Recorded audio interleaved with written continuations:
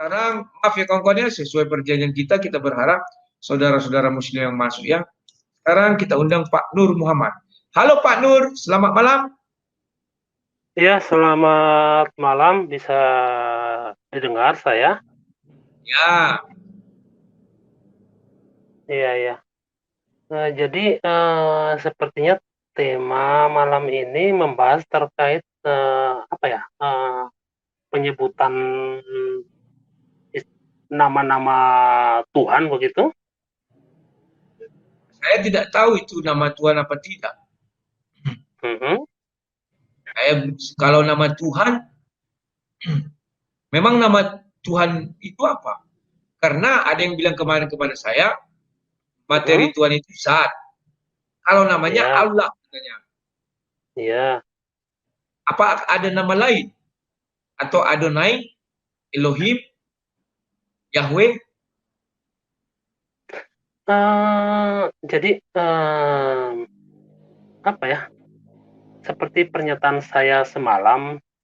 Jadi Mhm. saya kurang merasa tertarik membahas-bahas terkait hal-hal seperti ini dan dari penyebutan nama uh, Tuhan ya, Tuhan yang kita kenal ya, Tuhan Tuhan Hmm. al yang disebut dalam bagi orang Kristen disebut Allah, pengucapannya saja mungkin yang berbeda. Dalam Islam disebut Allah, kemudian pendekatannya dengan Bible dan Al-Quran. Saya kurang tertarik untuk Bapak membahas itu. tertariknya, Bapak Iya, tertariknya bicara apa, Pak?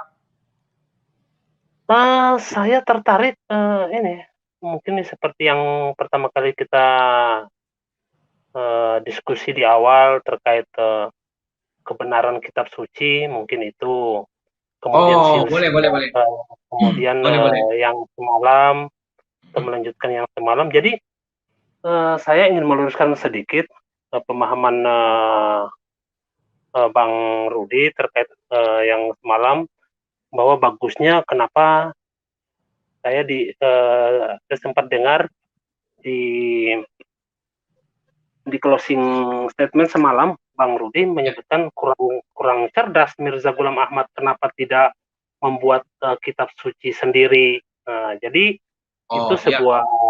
sebuah pernyataan yang saya anggap keliru, karena Ahmadiyah adalah Muslim, Hmm. dan uh, apabila terjadi perbedaan dengan Hmm. Muslim-Muslim lainnya, itu relatif hanya perkara masalah-masalah penafsiran Al-Quran.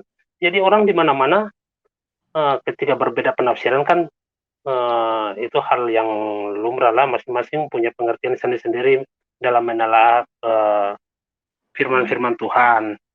Nah, jadi Islam Ahmadiyah, sebenarnya saya kurang ini juga ketika disebut sebagai Ahmadiyah. Saya merasa diri sebagai seorang Muslim. Nah, jadi kami sebagai Muslim dengan label Ahmadiyah tidak memiliki kitab suci baru. Kitab suci kami Hmm. adalah kitab suci Al-Quran. Nah, dan kami berpegang teguh dengan itu. Tidak ada seperti yang disampaikan oleh saudara-saudara kami yang lain bahwa kita memiliki kitab suci baru. Itu tidak benar. Jadi kitab suci kami adalah tetap Al-Quran. Nah, jadi saya ingin kembali kepada yang semalam, Bang. Jadi ketika ketika kita sama-sama sepakat bahwa terjadi persamaan kisah Yunus, Pak, sebentar dulu, dan Pak. ya, Halo? ya, Nah, ya, ya, Bang. di satu sisi, saya pernah itu waktu kasusnya yang dulu orang mati dipukuli sampai habis itu ya. Saya Hmm, tanya sama sesama pendebat Muslim. Mereka hmm, tidak mengakui Ahmadiyah ini sebagai Islam atau Muslim. Sama ya, ketika Sunni Syiah juga berantem, salah satu mengklaim bahwa dia bukan Islam. Kan ya, demikian. ya, ya, Nah, ya. makanya saya bilang kemarin, kenapa Mirza Ghulam tidak membuat kitab suci sendiri atau keluar dari Islam itu sendiri? Kan demikian. Hmm, iya, ya. Karena jadi seperti itu. Eh, ah, Mirza Ghulam Ahmad mendapatkan diutus oleh Allah Subhanahu Wa Taala guna guna menebarkan uh, Islam itu sendiri bukan dalam rangka membuat agama baru dengan kitab baru, tidak. Nah, jadi tidak seperti itu. Jadi mungkin saudara-saudara kami Muslim yang lain agak keliru memahami Ahmadiyah, dipikirnya Ahmadiyah ini telah melakukan sesuatu yang mungkin dinilai memberikan efek yang kurang bagus bagi Islam, tapi sebenarnya Ahmadiyah justru datang ingin menebarkan Islam di seluruh penjuru bumi ini, dan itu Nah, sudah terbukti ya. sekarang boleh Ahmadiyah nah, ya. saya tanya sedikit Pak, ketika Mirza Ghulam diberi wewenang oleh Allah SWT menyebarkan agama Islam, apakah ada juga utusan malaikat Jibril mendatangi Mirza Ghulam? Uh, jadi kita tahu bersama bahwa malaikat yang bertugas untuk menyampaikan sebagai perantara dalam menyampaikan wahyu kepada utusan-utusan Tuhan, uh, dia akan dalam penyampaian itu prosesnya itu beragam.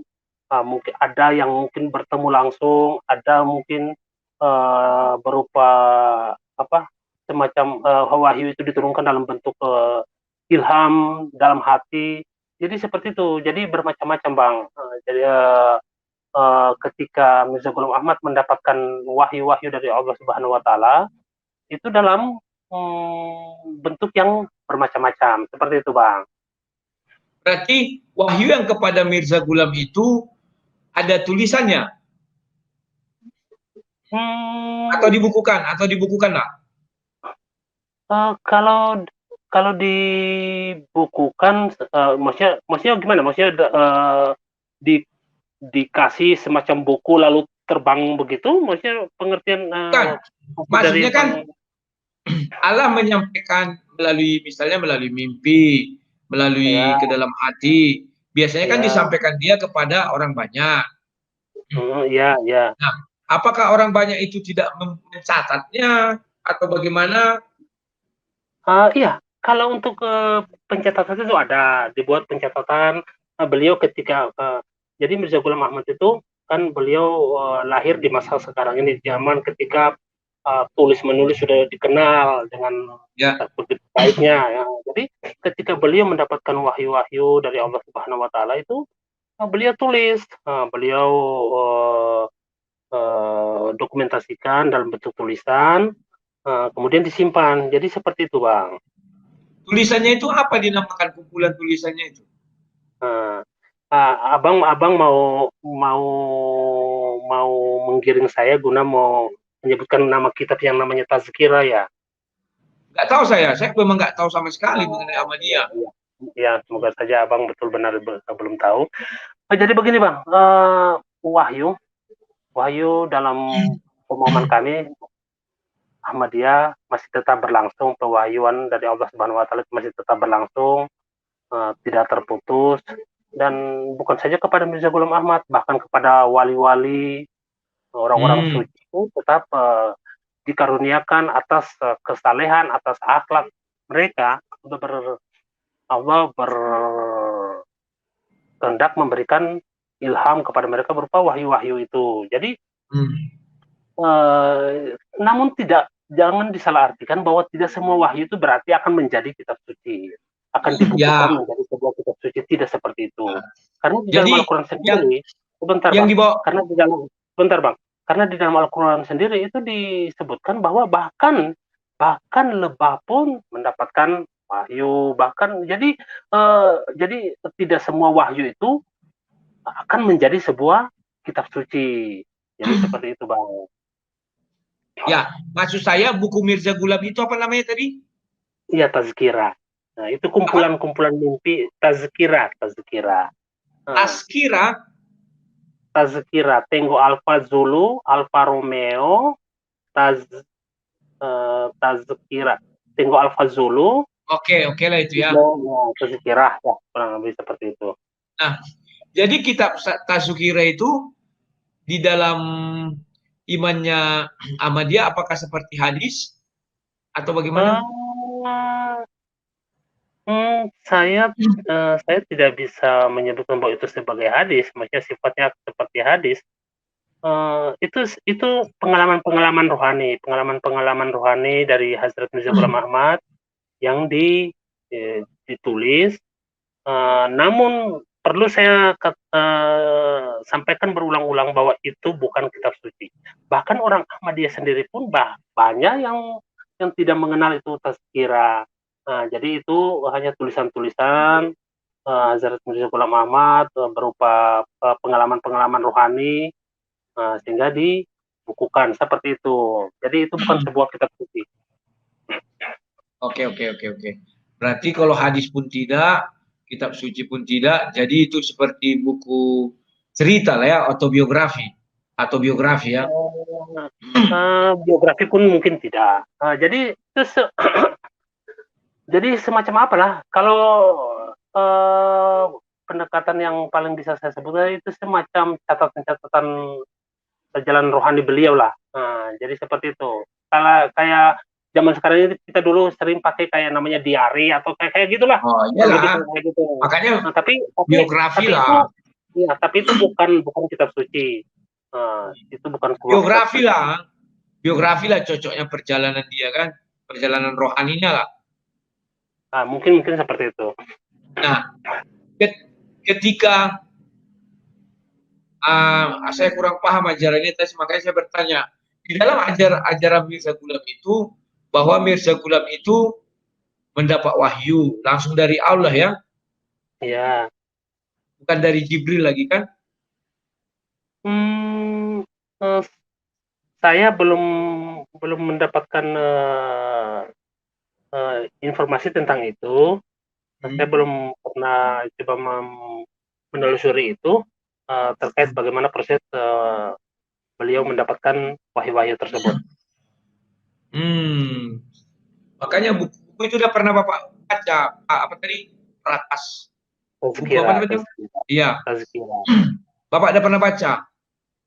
Uh, uh, saya kalau baca secara keseluruhan belum. Saya secara keseluruhan saya belum pernah membacanya. Cuman ada beberapa penggalan-penggalan redaksi yang saya baca, tapi tidak, itu pun sepintas lalu saja seperti itu. Iyalah, saya pun harus mencari buku itu baru bisa saya menanyai Bapak. Kalau Ya, yang ini saya hanya menanyai pengalaman rohani Bapak saja. Jadi ya. secara tata ibadah, sholat, 5 waktu, ada berbeda dengan Islam yang lain ya Pak ya? Tidak ada. Kita tidak ada. Kita salatnya sama, ritual-ritual ibadahnya semua sama. Pada umumnya semua Berhaji, Muslim berhaji, berarti ya, ada rukun Islam, ada rukun iman, semua ada. Dan tidak ada mengucap, sama sekali ada perubahan-perubahan. kalau Eh, mengucapkan 2 kalimat syahadat Pak, Tidak ada perbedaan. Kita syahadatnya sama. Asyhadu an la ilaha illallah, asyhadu anna Muhammad Rasulullah. Kami Muhammadiyah tidak ada seorang nabi yang paling mulia, tidak ada seorang manusia paripurna melebihi pribadi Muhammad Rasulullah Sallallahu Alaihi Wasallam. jadi letak salahnya di mana? Saya pun sampai heran itu, kok sampai dibunuh ya. Makanya saya bingung, di mana kok orang itu menolak Ahmadiyah dikatakan Islam ya? Ahmadiyah, Ahmadiyah katanya. Gak bisa itu masuk Islam, kenapa?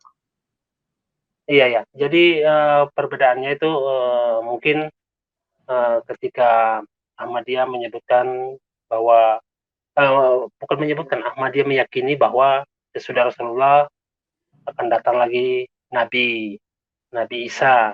Namun keyakinan Ahmadiyah tersebut berdasarkan apa yang dibuatkan juga oleh Rasulullah Oh, SAW sendiri.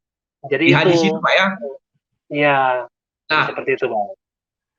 begini Pak, kalau yang di hadis itu disebutkan, nanti Nabi Isa datang mematahkan salib, membunuh Nabi, sama membunuh Iya, Dajjal. Apakah iya, Mirza Ghulam itu membunuh Nabi, mematahkan salib? iya. Jadi itu sebuah sebuah apa? Bukan tidak bisa diartikan secara harfiah ya. Jadi bahwa Nabi Isa akan datang membunuh Hmm. babi, bukan berarti dia akan masuk ke hutan-hutan cari babi-babi di hutan, tidak. Nah, pasti Ya. abang juga paham lah. Kemudian mematahkan salib, tidak berarti beliau Hmm. akan datang dengan mesin sensor dan mengelilingi semua Ya, ya, ya. gereja-gereja atau sana-sana, ya tidak. Jadi itu sebuah bahasa kiasan Hmm. bahwa akan membunuh babi dalam pengertian itu, babi kan bagi kami Islam, bagi kami Muslim itu diidentikan sebagai binatang yang kotor. Jadi Ya. Isa yang dijanjikan itu datang akan membersihkan segala kekotoran-kekotoran. Nah, jadi kekotoran-kekotoran apa, mungkin keyakinan-keyakinan atau pandangan-pandangan yang dirasa tidak tidak pas dalam uh, dalam Islam, dalam agama-agama, bukan saja Islam, bukan saja Islam, semua bagi manusia lah. Jadi keyakinan, karena kita ini sudah tertinggal 1.000 tahun lebih ya, dari utusan-utusan orang-orang Nah, suci dari berarti Pak, Muhammad dan Isa. begini Pak, Nah, sebentar. ya, Kalau kalau memang Mirza Ghulam itu dikatakan apa, Isa yang datang kembali, dan mm, Nabi Muhammad sendiri yang mengatakan, saya sudah baca hadisnya itu, bahwa mm, kedatangannya nanti Isa ke dunia menikah, dan memang Mirza Ghulam menikah kan, ya, sesudah itu dia akan 40 tahun, apakah umur mm, Mirza Ghulam 40 tahun, setelah itu mm, wafat, saya nggak tahu, mm, setelah itu wafat, dibangkitkan langsung hari kiamat. Sementara Mirza mm. Ghulam belum dibangkitkan. Maksudnya Mirza Ghulam sudah lahir dan sudah meninggal, bahkan sudah meninggal. Yang Ya, mendakwakan diri sebagai Isa yang dijanjikan itu bahkan sudah meninggal sekarang. iya. Apakah dia sudah dibangkitkan? Kan di dalam hadis itu dikatakan habis itu dia Hmm. dibangkitkan. Setelah itu itulah hari kiamat. Jadi begini Bang, semua kisah tentang kedatangan Isa Al-Masih, Isa yang dijanjikan itu, semua itu diriwayatkan dalam kitab-kitab hadis. Nah, dan kita tahu sama bahwa hadis itu memiliki beberapa tingkatan. Ada yang sifatnya doif, yang lemah ya, yang lemah. Ada hadis yang sohi, Hmm. ada bahkan hadis yang palsu, hadis yang dibuat-buat, yang tidak Ya. bersumber dari Rasulullah. Jadi seperti itu. Jadi kita sudah bisa dibayangkan Bang ya, bisa dibayangkan kita sudah 1.400 tahun sepeninggal Rasulullah. Apakah siapa yang bisa menjaga bahwa semua yang dikatakan oleh hadis itu adalah benar dari Rasulullah? Tidak.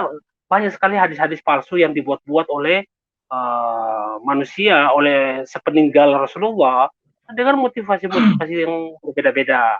Nah, jadi ketika ada hadis-hadis yang kesannya, yang jika diartikan kesannya terlalu berlebihan, terlalu mengada-ngada, dan bertolak dengan Al-Quran, maka dipastikan bahwa itu adalah hadis palsu.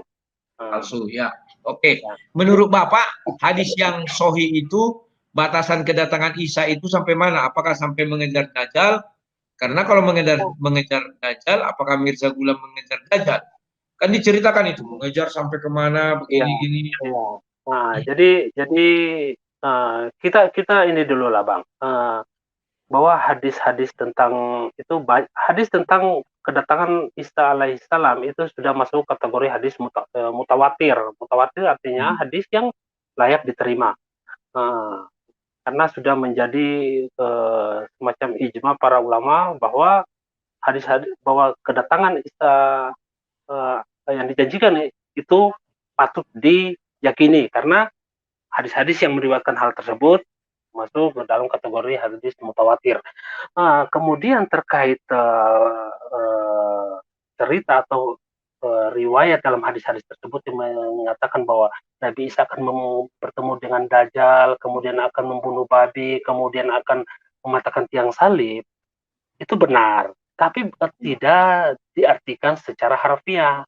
Nah, itu diartikan secara, itu merupakan perumpamaan-perumpamaan, itu merupakan tamsilan, bahasa kiasan. Nah, jadi ketika Dajjal yang diriwayatkan itu bermacam-macam. Ada yang makhluk-makhluk yang aneh-aneh yang pokoknya Matanya yang di mungkin tengah katanya. iya itu cocoknya kita lihat dalam film-film animasi. Nah, jadi Gokong. kalau kami Ahmadiyah tidak meyakini hal tersebut. Ahmadiyah tidak meyakini bahwa ada makhluk-makhluk tersebut. Eh, jadi makhluk ketika digambarkan Dajjal bermata satu dan segala macam itu merupakan bahasa-bahasa metafora. Demikian, Bang Rega, Bang Rudi. Oke, oke. Oke, Pak Nur, apakah sudah bisa saya akhiri karena saya sudah banyak menimba ilmu dari Bapak dan ini Pak, kalau masuk Citruni Slayer mau berdiskusi bisa kah? Di mana? Ada namanya Triuni Slayer. Memang dia agak-agak jelek sih Pak, tapi dia ilmunya lumayan, dia Muslim. Apakah bisa dia berdiskusi dengan Bapak atau Bapak menolak? Nanti saya pertimbangkan dulu. Oh, jadi ini sudah mau selesai, Pak, Bang Rudi? Ya kalau Bapak nggak ada lagi mau kita bicarakan, kan antri banyak nih Pak, 10 orang. Padahal saya ada ingin, kan tadi Bang Rudi sudah tanya-tanya nih sama saya. Saya Ya. diberi kesempatan loh buat tanya-tanya sama Bang Rudi. Gimana? Bagaimana kalau gini, kalau besok Bapak yang bertanya sama saya sepuasnya, gimana? 1 jam. Atau saya dikasih kesempatan dulu untuk ajukan Boleh, 1-2 pertanyaan, boleh? satu aja ya, karena si Truni Oke. Salayer udah gelisah dia nih mendengar Bapak cerita. Oke, jadi begini. Bentar Pak, dia ini agak anti sama dia ini, kayaknya ya. Oke Pak, silakan. Iya. Nah, jadi ini saya ingin, mungkin ini pertanyaan ini sudah sering-sering disampaikan oleh saudara-saudara Muslim. Jadi yang ingin saya tanyakan itu terkait nubuatan di dalam Alkitab yang menyebutkan akan datangnya, akan diutus. Ini pertanyaan klasik lah, mungkin sudah berulang-ulang disampaikan. Jadi tentang seorang nabi yang serupa dengan Musa itu, Bang. Dalam pandangan Kristen sendiri itu, dalam pandangan Kristen sendiri itu ditujukan kepada pribadi siapa, Bang? Gitu aja. Ya. Nah, kalau kita lihat Musa misinya adalah membebaskan bangsa Israel dari perbudakan orang Mesir. Itu yang pertama. Maka yang sama dengan misinya hanya Yesus. Yesus membebaskan umat Israel. Israel artinya bergumul dengan Allah dan bergumul dengan umat manusia dalam cakupan luas dari perbudakan dosa. Nah, Musa menyelamatkan. Tapi bukankah di situ disebutkan bahwa statusnya, kapasitasnya adalah seorang nabi, Bang? Ya, dengar dulu. Biar saya jelaskan dulu persamaannya. Kemudian Musa membebaskan bangsa Israel dengan kayu. Kayu itu adalah simbol. Dia mengetuk laut terbelah pakai kayu. Demikian juga Yesus. Yesus mati di kayu salib. Jadi simbol lah atau jalan untuk membebaskan itu kayu. Sama-sama kayu. Itu bukan kebetulan. Nah. Kemudian di perjanjian baru dijelaskan Musa membaptis dalam lautan. Maka Yesus membaptis dalam roh dan api. Sama-sama membaptis. Nah, banyak persamaan lain. Nah, terus Bapak bilang, bukankah itu untuk Nabi? Ya, Yesus juga dikatakan Nabi, ya. Guru, ya. Tuhan, iya. Halo? Jadi, iya, halo. Ya. Tapi saya mohon maaf, Bang ya. Maksudnya saya berpikir penjelasan Bang Rudi ini kesannya cocokologi. Enggak. Jadi dipaksa-paksakan untuk disamakan. Padahal coba Abang sebutkan di mana di dalam Injil yang menyebutkan pengakuan Yesus bahwa dia adalah seorang nabi. Yesus tidak mengatakan. Kalau begitu berarti bukan ya, Bang. Kalau Yesus sendiri tidak. Yesus dipanggil satu saja. Yesus. Abang sebutkan satu saja. Ya, sebentar. Saya akan yakin. Semangat kali. Iya. Tapi saya agak merasa aneh ketika Yesus disamakan dengan dalam nubuatan itu, Ulangan 18, tapi Yesus sama sekali tidak pernah ada ayat yang menyebutkan aku adalah seorang nabi. Sekarang definisi nabi menurut Bapak apa? kita sama-sama tahu lah. Abang Kita juga nggak tahu. sama-sama tahu. Karena beda Iya. nabi di Kristen, beda dengan di Islam. Beda rasul di Kristen, beda dengan di Islam. Coba dulu. Kita jadi begini bang. Definisi yang abang tahu Musa sebagai nabi apa? Kan berbeda. Ketika Musa dianggap sebagai nabi, Yesus dianggap sebagai pribadi yang bukan nabi. Itu jangan kita bawa kepada definisi bang. Nabi saja, penyebutan saja beda bang. Penyebutan ketika Musa disebut nabi, di situ disebut Nabi Musa. Tidak pernah disebut Nabi Yesus. Kan tidak ada bang. Terus? Iya, jadi di mana? Tidak pernah mendengar nabi di tempat kelahirannya pun terusir. Pernah nggak dengar kalimat itu? Tapi Yesus tidak menyebutkan dirinya seorang nabi. Loh, sekarang saya katakan gini. Nabi di tempat kelahirannya kata Yesus ditolak dan tidak diterima.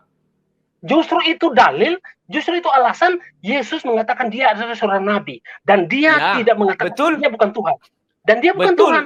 Nah, kalau Yesus mengatakan Tuhan, Bapak sudah tahu bahwa di Yohanes 10 ayat 30 jelas aku dan Bapak adalah satu pertama. Baru yang kedua, Yohanes 13 ayat 13. Katamu saya guru dan Tuhan tepat. Saya tidak bisa menerima apa yang abang sampaikan. Bapak tidak menerima tidak masalah. Iya, betul. Bapak tidak menerima tidak masalah. Tidak ada paksaan. Memang tidak masalah. Jadi itu dipaksakan. Nubuatan Ulangan 18 itu dipaksakan karena Yesus dipaksakan di mana? Yesus tidak pernah menyebutkan dirinya sebagai seorang nabi. Seorang nabi ditolak di tempat kelahirannya. Coba jelaskan. Apakah Yesus diterima di tempat kelahirannya? Jadi ini begini bang. Jadi saya ingin memisahkan.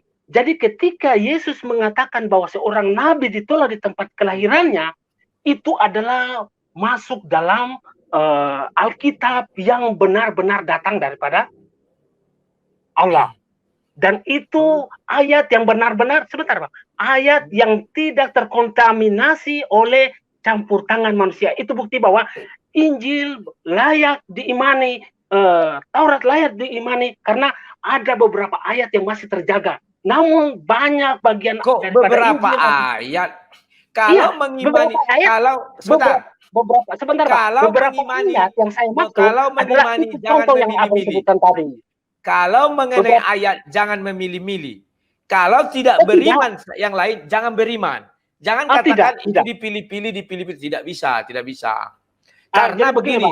Sebentar gantian dong. Kayak tadi saya kan diam waktu Bapak bicara banyak kali. Saya mau tanya kepada Bapak sekarang. Ya kan? Menurut Bapak, Injil yang diturunkan Allah SWT itu, apakah Injil Matius, Markus, dan Lukas atau Yohanes? Jawab dulu. Injil yang diturunkan oleh Allah SWT. Apakah Injil Matius, Markus, Lukas, dan Yohanes? Saya tidak tahu persis Injilnya seperti apa. Injil Matius, Markus. Bapak sebenarnya tahu persis. Karena di Al-Quran Allah tidak pernah mengatakan bahwa Injil diturunkan kepada Isa dan ditulis oleh Matius, Markus, Lukas. Tidak ada itu.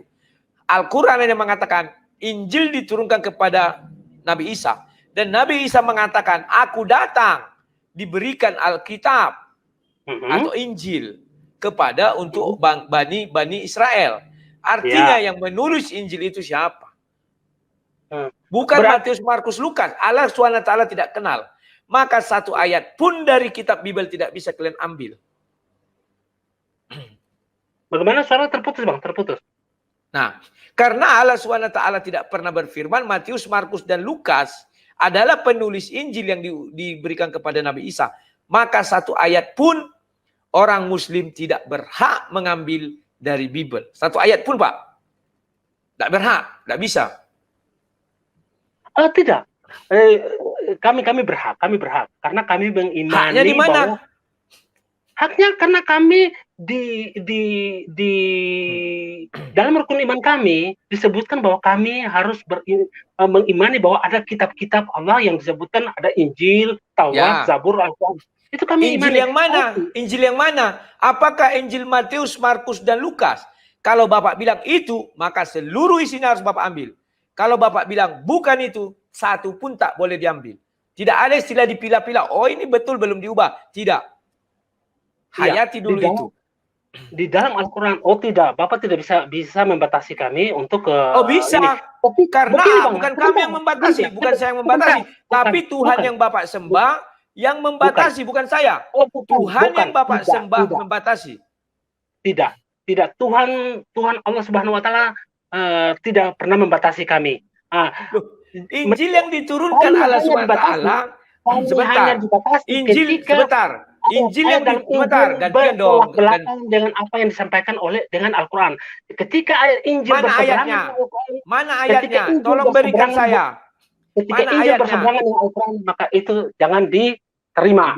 Mana ayatnya? Silakan tunjukkan sama saya. Mana ayatnya? Kenapa? Gimana? Mana ayatnya dari Al-Quran yang mengatakan seperti yang Bapak bilang itu? Kasih tahu saya. Secara langsung menyebutkan tidak. Tapi ya sudah. Terus Bapak ikut perintah siapa? Itu tidak. Bapak ikut perintah siapa? Bapak ikut perintah Allah SWT. Jangan begitu karang-karangan. Bukan begitu, bukan seperti itu.